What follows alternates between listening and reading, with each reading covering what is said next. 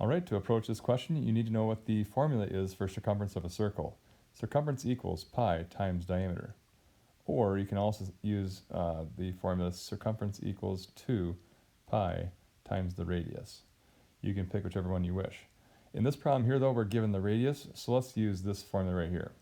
Then from there, we're going to look at plugging in our 93 million miles for the radius. So we're going to say circumference equals 2 times pi times 93 million miles. And that will then tell us approximately how far the Earth travels in 1 year.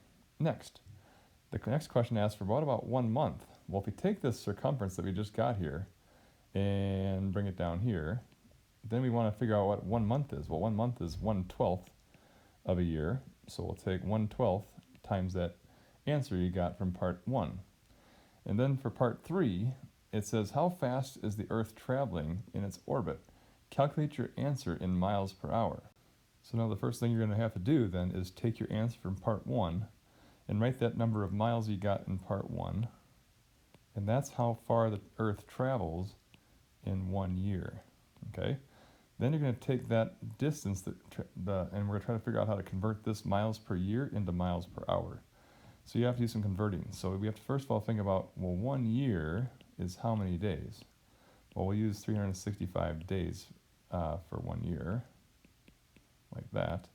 And then how many hours are in a day? So 1 day has 24 hours, like that.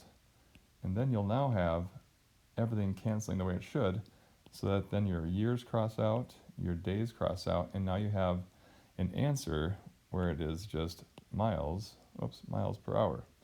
So you basically have to take your answer and divide it by, you're going to divide it by the 365 and divide it by the 24, and then you'll have your answer to part 3. Good luck, and hopefully this video helps.